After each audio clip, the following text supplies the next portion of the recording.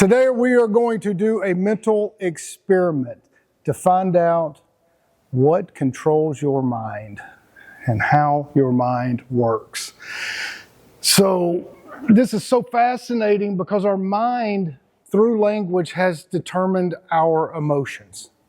That sounds kind of crazy at first, but as we go on through this, you're going to find out how powerful this is. And I'm going to give a lot of credit to Chase Hughes. If y'all don't know who he is, I would recommend following him. He is fantastic. It's where I got the inspiration to do this today. And if y'all have not got my book, go get it. It's an audio book too, so please support our work. All right, now we're going to find out how each of y'all react. And so if you're at home, you can follow along because it's really awesome. So let's find out how y'all all react. And notice, all right, so what's going to happen, I'm going to give you a picture right after this slide. And I want y'all to think, and I'm only going to put it up for a few seconds. So as soon as you see it, just hold your thought of whatever comes into your mind. Whether you name it, whether you label it, whether you feel something, whatever it is, just hold that thought for the few seconds you see it.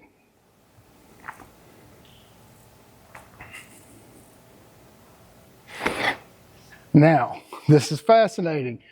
Did your mind label it instantly before you even thought about it? Yes. Everybody probably thought circle, just instantly circle. So you just instantly labeled it. Now let's do this again. I want you to do the exact same thing, but I want you to observe your mind. And I want you to look at this thought as soon as this comes up and do the same thing.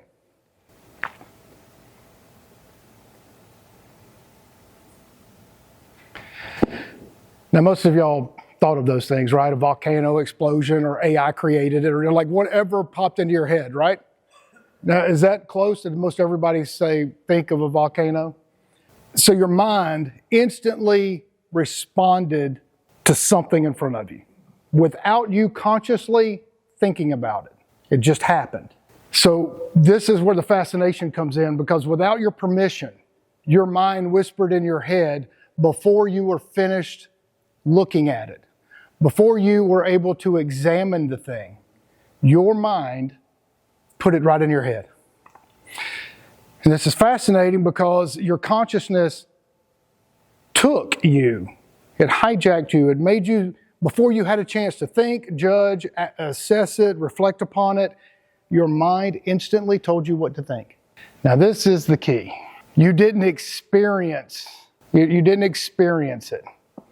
So if you did not experience the thing, the person, the image, the object first, your mind just labeled it. Your mind, without experience, told you what to think.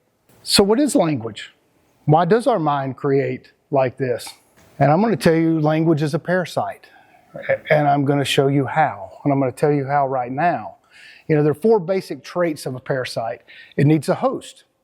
It consumes its host resources. A parasite changes the host behavior so it can survive. And it duplicates itself within, because it has a spread to a new host. So language meets all the criteria to be a parasite. Now, in every part of our life, we label our emotions before we feel them. We label people before we get to know them. We label ourselves when we don't even know if what we believe or think about anything is true or not. We put everything in a category or cage. And our mind hijacks who we are. And language categorizes these things as a survival mechanism without allowing our consciousness to flow out. It hijacks us. So consider how words shape your future. Like, oh, that thing's going to make me sad. Oh, I'll be happy when or if this thing. Oh, I'll hate doing that. I hate that food. Oh, I hate that person. I hate going to this place. Oh, that would be great only if. Only when. You know, I'm just a hard person. No, I'm just sensitive. It's just who I am. I'll never change. I'll always dislike that. This is something I'm always going to love and enjoy. Like, we tell ourselves with language how we feel and how we believe. And it shapes our everyday life. Just take some of these words, like how we put people into a cage and how we construct our own identity. Like lazy, busy, arrogant, shy, gifted, broken, negative, positive, you're rich, you're poor, you're in the middle class. We give ourselves those labels and we give other people instantly those labels. So just like we saw a circle or a volcano, we instantly look at somebody else and go, lazy, middle class, poor, I don't like them. Without experiencing it, no experience. We just put things in cages with our language. So our language actually, it decides the world that we create for ourselves. It makes the world. So we're going to look at some cultural metaphors and these containers that we put ourselves in. And just for a moment, just think if you were born anywhere else and you spoke a different language and you lived in a different culture, the way you think would not be the way you think now. It just wouldn't. And I want you to kind of hold that thought just for a little while. And now consider our minds paint pictures, right? We if you never thought about this before, we think in pictures. And we think in these type metaphors like time is money, love is a journey, our mind is a container. How about the United States? You know, a lot of people would just say, hey, it's a land of opportunity. It's the great experiment. It's the land of the free. Our cities around the world, Pell, that's, you know, they're all a melting pot. We think, you know, life is a roller coaster. Life is a game. Life is a race. Oh, my heart is heavy. My blood ran cold, or my blood is boiling. Huh, Randall, my blood is just boiling. We hit a rough patch. Or how about when something great happens? We did something really good, like y'all just singing a second ago. You know, yeah, hit it out of the park. We think in metaphors. And how many times have we considered these things? And whenever we put ourselves and we label ourselves, we defend it. We make up excuses to defend what we believe we are. That's just my personality. I've always been like this. Oh, you don't understand me. I didn't mean it like that. Or, you know, whatever it is, you're always going to defend it. If you call out a friend and say something to them out of love and encouragement or just good constructive criticism, more often than not, they're going to get pissed off and they're not going to want to hang out with you because, you know, they have to defend who they are, who they have defined themselves as. And it becomes a problem. I like to think of this. If you had different parents, let's say everybody here, everybody's parents were multi-billionaires in cash. How would you think your life would be different? Would you be the same person you're sitting here now? What if all of us grew up in the hood with zero money? Would we be the same person we are sitting right now? So we end up defining ourselves by language and environment.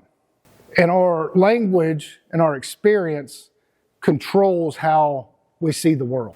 And this is another exercise. So I want y'all right now, pick anything, but whatever it is, look at it. I don't care what it is, or a table, cup, camera, your hand, whatever. Just for a few seconds, pick it and don't take your eyes off of it, anything around you in the room. And do the same thing you did with the other exercises. But just refuse in your mind this time to label it. Just like when you first looked at the circle, you said circle, or volcano, explosion, volcano. Look at anything, find it right now, find whatever you want to look at right now, and don't label it. Do not name it. Could you do it? No. Unless you're a master, your mind scrambles to label it. Who actually did not think of anything? Just zero. Nobody. You had to. You had to. Your mind made you think of something. It put a label on a thing. So let's add to this because this even gets better. So you think of, I want each of y'all to think of a massive moment in your life.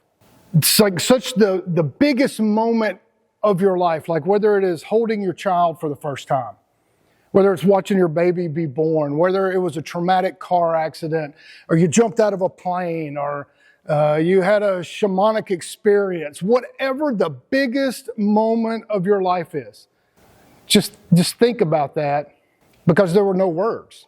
There were no words. You didn't label it. Language came after that experience. And then your mind, because that experience was so much larger, we attempt to shrink it into words. We attempt to reduce it into a sentence. How can you reduce that? Like that, those are the moments when you're truly alive. You're not allowing your mind to tell you what to think or believe. You are actually experiencing life without any labels. Now, one more experiment. I want y'all to think about how your mind goes into a panic. Language is a system of survival. We need language, right? We need to be thankful for our mind that if we're walking down a dark alley and we see a bunch of thugs and they look like they might have a weapon, they might want to mug us, we're thankful that our mind instantly goes to that survival instinct, right? I mean, they might not be thugs, they might be nice guys, but might want to be on the safe side and walk the other way. So we have these built-in survival mechanisms, and what we have done through the routines of our lives by getting up, doing the exact same routine every day, the exact same. We get off work, we go home, we do almost the exact same all over again. We don't think outside of our box. We don't label ourselves differently. We don't experience life. Just those few moments, the grand car accident that now all of a sudden my ribs are broken, my leg's broken, I'm never going to walk the same again. Like those traumatic experience. But that's actually I was living. Like in that moment, I was alive. When I saw and held my son for the first time, I'm alive. When you fall deep in love and the first time those big, beautiful blue eyes look at you and, I love you. Like those are the moments of being alive. Everything else is just instant label. Without thinking about it, without being conscious. So that means we are walking through life primarily unconscious. Because everything you look at, just like all those pictures, you instantly label it, you don't experience it, and you keep moving. So it's only those massive moments where we're actually alive. So you could probably reduce our whole life of living into a day. That's fascinating. So it really begs the question, shouldn't we make an effort every single day to have an experience that we cannot reduce to a sentence that fast? Now that is what we need to do. We need to put experience before our language. And I hope, and if y'all I love this guy, there are a lot of tools that God has given us for meditation to all sorts of wonderful things that we discuss here all the time. But Chase Hughes is great, and his book is coming out, and I would recommend you buying it. He's fantastic. And if y'all like this kind of stuff, y'all come out. I know all of you, many thousands of people. Thank y'all for watching, and experience life before you label it. I love y'all. We'll see you next time.